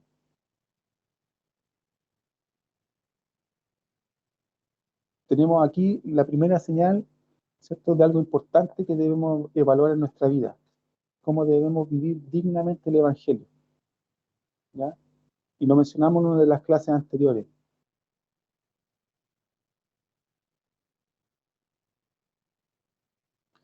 Y lo mencionamos, ¿cierto?, en uno de los cursos anteriores. Cómo usted y yo, entonces, tenemos que tener esta mirada del Evangelio, ¿cierto?, no de un Evangelio exitoso, ¿no? No de un Evangelio donde no hay sufrimiento, no de un Evangelio donde no pasamos dificultades, sino que de un Evangelio que debe llevar en nuestra vida las marcas del Señor Jesús, ¿no? Porque a veces nosotros creemos que por tener el último teléfono, tener un buen auto, no tener necesidades, no tener enfermedades, entonces estamos bendecidos por Dios y estamos aprobados por Dios. Y puede ser así, pero no estamos dando testimonio de Él. En algún momento nos tendrá que llegar algo para poder vivir las marcas del Señor Jesús en nuestra vida y evaluar cuán dignamente estamos viviendo con Él, como Él, ¿ya? Ahora, eso no significa que usted, ¿cierto?, va a vivir una vida de sufrimiento. No, pero tenemos que saber que estas cosas van a suceder en algún momento en nuestra vida como creyentes y no podemos hacerles quite, ¿ya? Tenemos que enfrentarlas, sobre todo si estamos siendo usados para propagar su evangelio. Y ellos salieron de la presencia del concilio gozosos de haber sido tenidos por dignos de padecer afrenta por causa del nombre. Y todos los días en el templo y por las casas no cesaban de enseñar y de predicar a Jesucristo. O sea, lo que les pidió el Sanedrín, se lo echaron al bolsillo, ¿ya? Porque lo importante es obedecer a Dios. Eso, ¿cierto?, es lo que nosotros tenemos que tener presente, ¿ya? Siempre, ¿cierto? Y no es que nosotros somos personas obedientes y nos vamos a sujetar, ¿cierto? Ahí buscamos a veces miles de justificaciones y cosas para no hacer lo que tenemos que hacer. Pero tenemos que saber, ¿cierto?, que debemos obedecer a Dios ante todas las cosas. Capítulo 6 al 8:3. Aquí va a aparecer, ¿cierto?, un nuevo estamento en la iglesia. los diáconos. Por el momento solamente tenemos apóstoles y discípulos. Ahora van a aparecer los diáconos. ¿Ya? Todo en lo natural y en lo espiritual, todo cuando crece tiende al desorden. ¿Ya? Y cuando tiende a desordenarse, entonces hay que reestructurar, ordenar, adecuar. ¿Ya? Génesis 1 dice que la tierra estaba creada, pero estaba desordenada y vacía. Dios la ordenó. ¿Ya? Porque cuando hay crecimiento y expansión, hay que ordenar. ¿Ya? Sí, el problema no es crecer, es que a veces se tiende a desordenar el asunto, pero tenemos que aprender a ordenar. Capítulo 6, ¿qué es lo que vamos a ver acá? Al 8.3, el testimonio de los diáconos. ¿Ya? O sea, en la iglesia todos vamos a dar testimonio, todos tenemos que dar testimonio, no tan solo los apóstoles. Primero los apóstoles, discípulos, y ahora van a aparecer los diáconos. El crecimiento de la iglesia entonces provocó cierto desorden al interior. Se van a establecer los pilares fundamentales de las actividades que va a realizar la iglesia. La iglesia entonces está dada para el ministerio de la oración y la palabra, que va a estar dada por los apóstoles. Y va a haber un segundo grupo de hombres tan poderosos en el Señor como los diáconos, que van a tener una actividad que va a ser la del servicio a la comunidad. Cuando me refiero a la comunidad, me refiero a la iglesia, ¿ya? No a los vecinos, a la iglesia, los diáconos.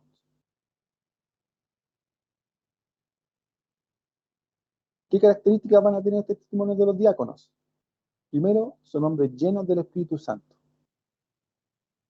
Van a ser hombres sabios, van a ser hombres delegables y deben ser encomendados por el gobierno de la iglesia. Porque como todas las cosas que son ordenadas, entonces no es que usted diga, entonces yo no quiero ser discípulo porque como son los últimos de la fila, yo quiero ser diácono y usted dice yo quiero ser diácono. No, los diáconos se ordenan, ¿ya? Y la iglesia los va a ordenar. ¿Qué significa ordenamiento? Entonces, que los establece delante de toda la iglesia, los menciona, los muestra, ¿cierto? Y los encomienda para que cumplan esta labor. Ese es el sentido, ¿ya?, de lo que es el diaconado. De la sección que terminamos de leer ahí en el 5.42, ¿hay algún comentario de los estudiantes para que lo preparen? ¿Usted, pastora Norma, quiere comentar algo? ¿No? ¿Sí? Sí.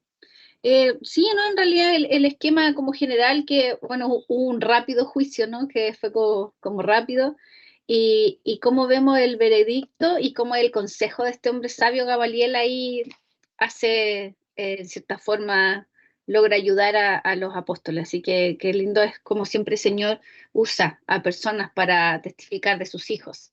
Entonces eso creo que siempre nos pasa cuando estamos nosotros en cualquier circunstancia. Alguien nos el Señor clave donde puede testificar. Entonces, por eso es tan importante nosotros tener un buen testimonio. Hermana Francis. Sí, ministro, este versículo me recuerda, en Venezuela nosotros acostumbrábamos a crear células en las casas, ¿verdad? Algunos miembros de la casa ministerial para llevar la palabra a los vecinos o las comunidades. Y bueno, no sé si eso hoy día se estará llevando por aquí. En realidad nunca he visto eso, no sé si aquí se hace.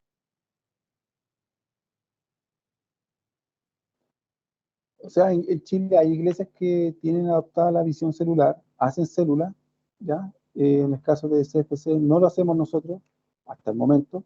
Quién sabe si será en algún momento o no, pero por ahora no lo hacemos. Pero sí en Chile existe el modelo, hay varias iglesias que llevan adelante el tema de la visión celular y hacer las casas, ¿cierto? Los grupos de evangelismo, ¿no? También le llaman a veces con otro nombre, pero se entiende que son células propiamente tal.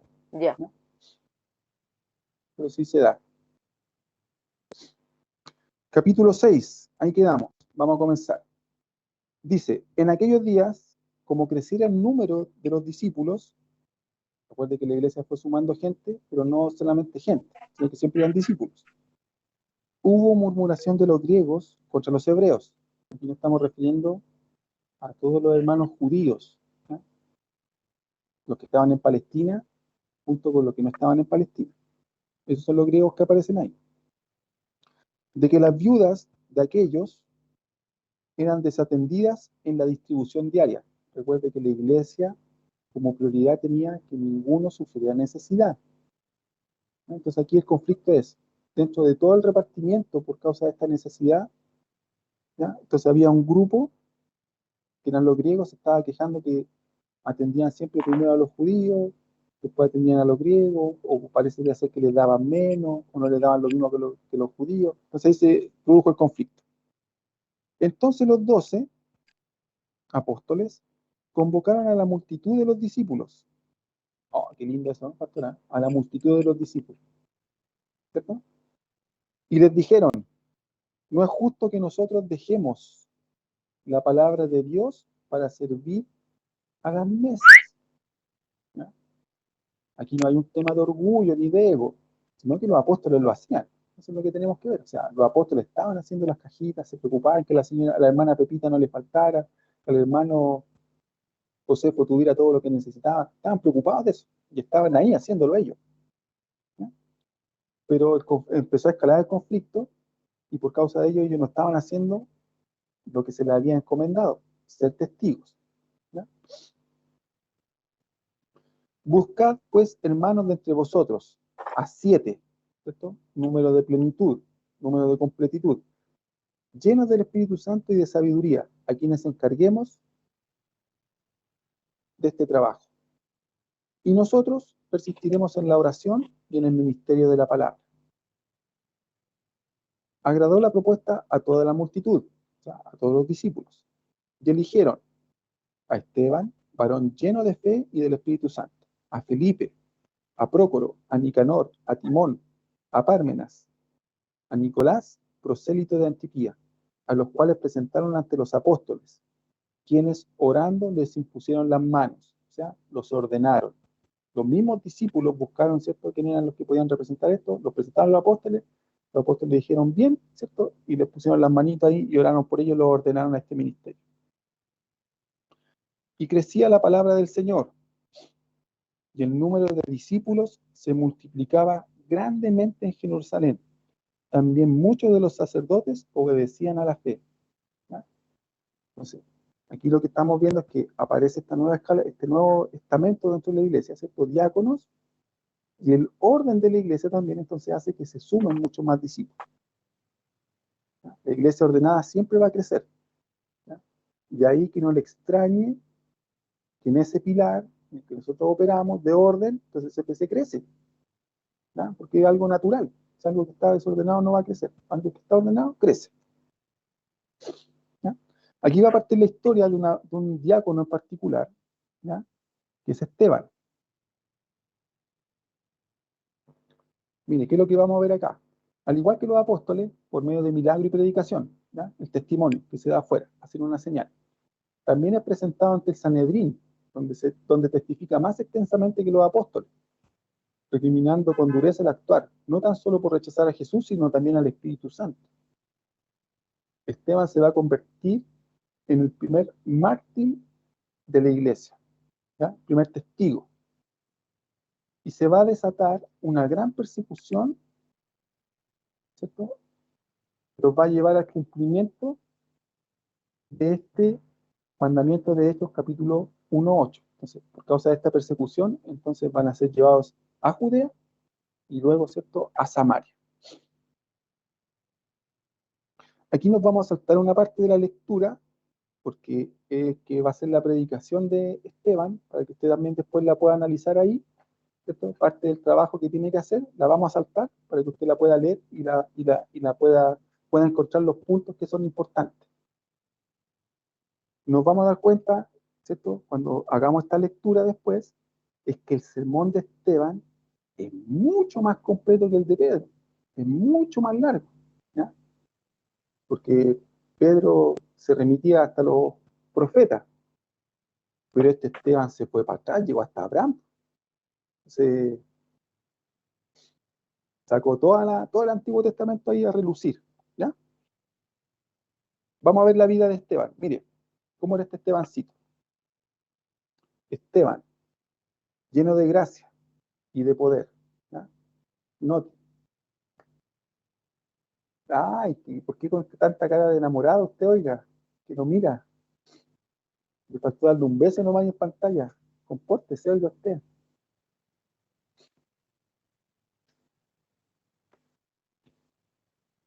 Mira la cara de enamorada que pone ahí. Ya, calma. Ay, mi hermano Esteban Salazar ahí, pura sonrisa. Se deja querer nomás. Ya. Entonces, fíjese una de las cosas importantes que vamos a mirar ahí.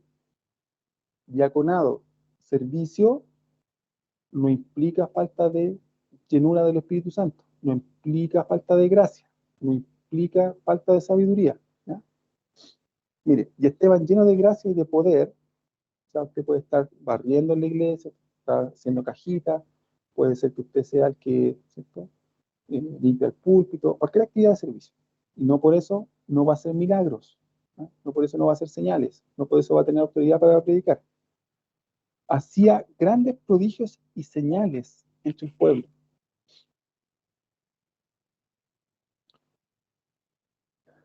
Entonces se levantaron unos de la sinagoga llamada de los libertos y de los de Cirene, de Alejandría de Cilicia y de Asia, disputando contra Esteban. ¿Ya? Obviamente aquí está todo como una escala más reducida, ¿cierto? En el caso de los apóstoles, peleaban directamente con los del templo. Y diáconos más pequeñitos, ya las sinagogas peleaban con ellos. Pero no por eso eran menores. Pero no podían resistir la sabiduría y al espíritu con que hablaba. Entonces nunca tenemos que mirar en menos a alguien que limpia, a alguien que abre la puerta, a alguien que recibe, a alguien que estaciona. Ya, nunca tenemos que dejar de mirar en menos al hermano que sirve desde lo más oculto, a ese que es de bien bajito perfil. ¿Ya? No vaya a creer que porque, y ojo por favor con lo que le voy a decir, no me lo vaya a entender, mal entender, pero no por salir más en Instagram o en redes sociales o algo, es más usado por el Señor. No, ¿ya? Que puede ser bien bajito perfil, pero muy poderoso en el Señor, ¿ya? Y ser muy sabio. Entonces sobornaron a unos para que dijesen que le habían oído hablar palabras blasfemas contra Moisés y contra Dios, y soleviantaron al pueblo, y a los ancianos, y a los escribas, y arremetiendo, le arrebataron y le trajeron al concilio. O sea, todo lo que pasó en contra de Esteban fue un falso testimonio. Nada de lo que le estaban acusando fue verdad.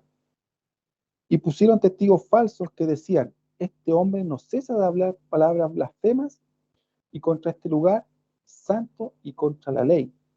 Pues le hemos oído decir que ese Jesús de Nazaret destruirá este lugar y cambiará las costumbres que nos dio Moisés. Entonces todos los que estaban sentados en el concilio, al fijar los ojos en él, vieron su rostro como el rostro de un ángel. Ah, ahora entendí a la hermana Elieta. Ahí me calzó todo.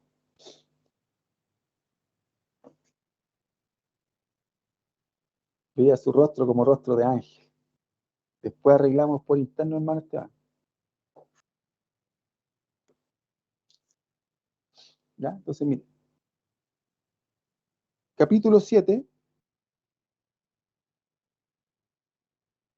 ¿ya? Del todo el capítulo 7,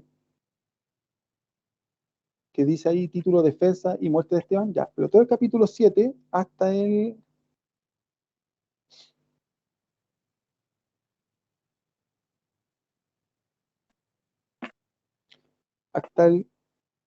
53, capítulo 7 del 1 al 53, ¿ya? Usted va a analizar ese sermón querigmático, ¿ya? Junto con los otros que le voy a dar para que usted ahí me mencione en qué versículo están los elementos claves, ¿cierto?, que tiene esta predicación, hasta el 53.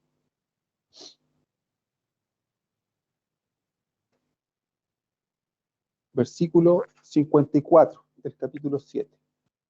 Dice, oyendo estas cosas, se enfurecían sus corazones. O sea, todo este sermón que les dio Esteban. Dice, oyendo estas cosas, se enfurecían en sus corazones y crujían los dientes contra él.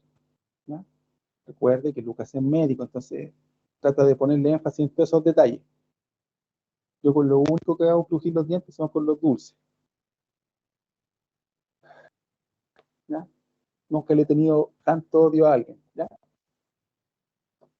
Solo con los dulcecitos, que hay unos dulces que son muy ricos. Pero Esteban, lleno del Espíritu Santo, puesto los ojos en el cielo, vio la gloria de Dios y a Jesús que estaba a la diestra de Dios. Mire qué importante mirar esto, porque ni los apóstoles habían visto esto. Pero lo vio un diácono, uno que servía. Y mire qué interesante es la historia de la iglesia. Primero muere un servidor, después muere un apóstol. ¿Ya? Primero va a morir un servidor. Y dijo, he aquí, veo los cielos abiertos y al Hijo del Hombre que está a la diestra de Dios. Entonces ellos, dando grandes voces, se taparon los oídos y arremetieron a una contra él, y echándole fuera de la ciudad, le apedrearon. Perdón. Y los testigos pusieron sus ropas a los pies de un joven que se llamaba Saúl. Aquí Saulito era jovencito. ¿Qué es lo que podemos decir nosotros? Según lo que vimos anteriormente, tenía menos de 40. Un joven Saúl. Y apedreaban a Esteban mientras él invocaba y decía, Señor Jesús, recibe mi espíritu. Este hombre también era un hermoso discípulo. ¿Quién dijo lo mismo? ¿Quién dijo lo mismo? Jesús. Señor Jesús. ¿Cierto? No le dijo, Señor, líbrame, que las piedras se conviertan en papel. No, ¿cierto? Le dijo, Señor, recibe mi espíritu. Y puesto de rodillas, clamó a gran voz, Señor, no le tomes en cuenta este pecado. Era un fiel seguidor del Señor Jesús. Y habiendo dicho esto, durmió. ¿Cierto? ¿Va a decir algo, pastora? ¿No? ¿Sí? Me leyó, ministro, sí. Sí, quería ir cortito en el 756. La NBI lo lee así, dice, y les dijo, miren, veo los cielos abiertos y al Hijo del Hombre de pie en el lugar de honor a la derecha de Dios. A diferencia de la Reina Valera, y que dice que lo veía a la diestra, y aquí en la NBI dice que lo ve de pie. Pero creo que es tan profundo ese momento de lo que él ve, que en el momento de la agonía su mirada estaba puesta en Jesús, y que independiente de quizás del dolor que él vivía, él se centraba en la meta perfecta y en el blanco perfecto que es Cristo Jesús. Entonces creo que lo que él ve, yo creo que le da la fuerza, y que cuando nosotros muchos momentos vamos a vivir momentos complejos, y que podamos mirar a nuestro Señor siempre, y de que al cerrar nuestros ojos en Él es donde vamos a descansar, y Él está, que se sienta contento de lo que nosotros podamos hacer y testificar. Eso, ministro. Gracias, pastor. Seguimos ahí en el capítulo 8, verso 1. Dice, y Saulo consentía en su muerte. En aquel día hubo una gran persecución contra la iglesia que estaba en Jerusalén. Y todos fueron esparcidos por las tierras de Judea y de Samaria, salvo los apóstoles. Y los hombres piadosos llevaron a enterrar a Esteban e hicieron gran llanto sobre él. Y Saulo asolaba la iglesia, entrando casa por casa, arrestaba a hombres y a mujeres y los entregaba en la cárcel. Mientras no nos pase eso, hermano, todavía no hablemos de tribulación, ¿ya?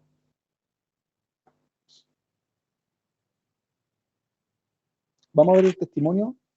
Estamos muy justitos ya ahora. Yo creo que vamos a querer sacar nomás.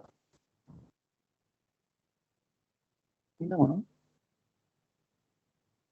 ¿no? Sí, aquí terminamos. Ya.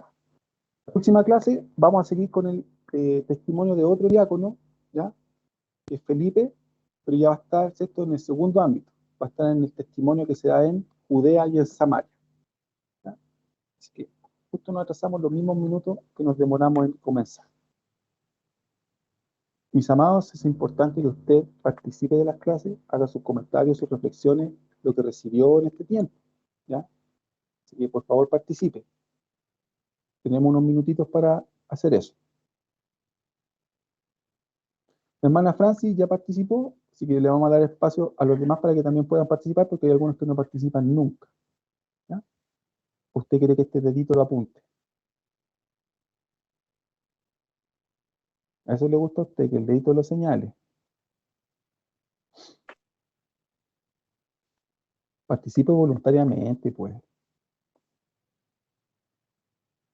O la clase no le dijo nada. Ya. Ahí vi unas manos. KB. Hola, Y buenas luego, tardes. y luego Celeste.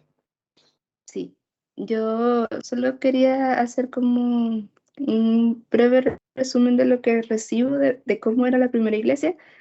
Y anoté acá que la primera iglesia era una iglesia de poder, de oración, generosidad, palabra, gozo, valentía y unidad. Con eso me quedo. Bien, bien, KB. Entonces tenemos que trabajar como iglesia en llegar a tener ese modelo. Y no tan solo como una demanda para los demás, sino que también una demanda en nuestra propia vida, primeramente. Celeste. Hola, ministro. Bueno, un poco lo mismo que decía Katie, o sea, pensaba en lo poderosa que era la iglesia primitiva. Me sorprende y la verdad es que siempre me conmueve mucho cuando leo a Pedro, cuando leo los discursos que él daba, las predicaciones de Pedro, cómo el Señor y el Espíritu Santo en este caso transforma la vida de Pedro, el discurso, su forma de hablar, cómo el cambio que él tuvo. Las predicaciones poderosas que él daba, si bien aquí comparábamos como lo que hablaba, lo que decía Esteban, que también fue muy potente, a mí siempre me sorprende mucho Pedro. De hecho, esa parte que yo la tengo subrayada hace mucho tiempo, cuando dice matasteis al autor de la vida, a mí como que me pega súper fuerte. Y nada, o sea, ver siempre como el diseño de esa primera iglesia, cómo estaba constituida. Lo otro es que también para mí fue muy iluminador esa aclaración del tema como de los cargos, bíblicamente hablando, de apóstol, pastor, que usted decía que no era, que lo noté por acá, que no son posicionales, sino que funcionales. Y eso para mí fue como liberador. Eso. Qué bueno, hermana Celeste. Gracias, ministro. ¿Quién más? Hermana Damaris. Hola, bendiciones a todos. Bueno, ministro, sí me llevo mucha enseñanza porque es tan hermoso ver esta iglesia cómo inicia, como el poder que tenían, que realmente uno dice, wow, cómo cambió Pedro, pero uno allí está viendo es realmente a Cristo, porque la manera de cómo predica sin miedo y siempre con una convicción, con una fe, realmente ahí se ve que es el Espíritu, que es Cristo en ellos. También es muy hermoso ya yo había leído un poco Hechos, pero cómo ve Esteban al Señor, cómo tiene esa imagen y el Señor se lo revela, es para que tenga esa fe y esa convicción de que si le va a pasar algo, si lo van a apedrear, que era una forma de morir tan horrible también, tuviera esa fe y pudiera soportar esa gran tribulación. Eso. Bien. Miren, si ustedes me preguntan a mí, yo creo que Pedro no es que haya sido tan transformado. Yo creo que estaba la vida de Pedro en ese discipulado delante del Señor Jesús. Y todos esos años que caminó, solamente que hasta ese momento no había tenido la oportunidad. Entonces, cuando usted discipula a alguien, o cuando nosotros somos discipulados, ¿cierto? Y se nos dé la oportunidad, tenemos que abrir todo lo que hemos recibido. Y ahí es donde está nuestro problema. Que como no hemos sido discipulados, cuando llega el momento, no tenemos. Entonces, no es que Pedro haya sido tan transformado, sino que Pedro ya había pasado por toda la escuela, ¿cierto? Y se graduó ahí en Juan. cuando el Señor le dice, ¿me aman más que a esto? Entonces, Pedro ahí se graduó, entonces que era cosa que se le diera la oportunidad nomás. ¿Ya? Claro. El asunto que tendremos que ver nosotros es siempre revisar nuestra vida. ¿Estamos siendo discipulados? ¿Quién es nuestro mentor? ¿Quién es nuestro tutor? ¿Dónde está nuestra mirada en alguien? ¿Quién nos está formando? ¿De quién estamos siendo enseñados? ¿Ya? Y ese es el trasfondo de eso. ¿Ya? ¿Había alguien más con la manito levantada? No sé quién es.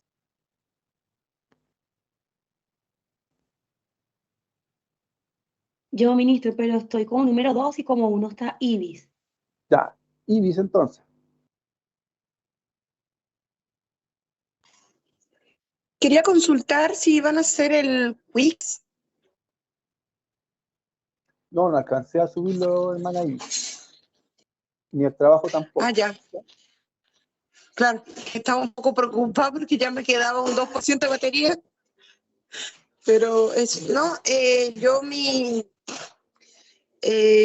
así como, en realidad también, como decía la hermana, me llegó mucho eso de que los apóstoles y todas esas cosas, los nombres no eran como títulos, sino como en realidad una función que ejercían. Obviamente eso viene, yo creo que a confrontar mucho lo que uno ha escuchado, digamos, por ahí o en alguna otra iglesia o algo así. Y lo de la muerte de Esteban, que cuando yo lo leí por primera vez en el libro de Hechos, lloré como si hubiera estado viendo una película así, no sé, como cuando uno ve la Pasión de Cristo. En la película sí lloré, pero me dio mucha tristeza y todo eso. Y obviamente cuál fue su respuesta con lo que estaba pasando en aquel momento. Eso. Bien, gracias, hermana Ibis. Ahora sí, Irelis. Bueno, ministro, yo creo que a la gran mayoría quizás nos marcó un poco y que ya hemos leído Hechos. Yo considero que en la medida en que uno lee y relee un libro, o sea, la palabra constantemente nos está dejando enseñanza. Y yo me quedé también con algo que comentaba usted con respecto a lo que es la diferencia entre lo que es la enseñanza y la predicación, y es que la enseñanza edifica y la predicación nos lleva al arrepentimiento. Y yo pienso que constantemente a través de las prédicas que nosotros recibimos y que también nosotros, por esa gracia del Señor, podemos impartir su palabra a nuestra familia, a nuestros compañeros de trabajo, porque nosotros tenemos la oportunidad de ser discípulos, pero también de ser discípulos y de ser discipuladores. No sé si esa es la palabra correcta. Entonces, nada, establecer esa diferencia y entender que constantemente tenemos la oportunidad de arrepentirnos de algunas cosas que están en alguna área de nuestra vida, y viene esa iluminación a través de precisamente de la palabra. Y también, bueno, obviamente sabemos la importancia de la oración como hijos de Dios, y que como la iglesia primitiva lo hacía, nosotros también debemos tener, debe ser una constante en nuestra vida, sobre todo para tener esa valentía, porque muchas veces nos cuesta. Yo reconozco y hago mea culpa que muchas veces nos cuesta, o sea, me cuesta, a veces en el trabajo, más cuando no, si bien nosotros no pasamos por esas tribulaciones momentáneas de ser perseguidos, pero sí yo considero, o sea, en mi caso, que sí me he sentido como en una mini tribulación cuando me encuentro en esa posición de que un compañero de trabajo está como en esa parada de querer debatir quizás lo que dice la palabra. Si bien yo soy consciente de que no estoy llamado a debatir la palabra, porque la palabra es una, también uno identifica por el Espíritu de Dios, como decía usted, iniciando, de que el Señor nos da una gracia especial, pero también hay personas que no creen y es por lo que está realmente en su corazón. Entonces, nada, me voy como con el desafío de ser como la iglesia primitiva. Vivir esta palabra, que como decía también la pastora Norma, de que nuestros actos hablen más fuertes de lo que pueda hablar nuestra boca. Y es eso. Bien, gracias, Irelis. Montserrat.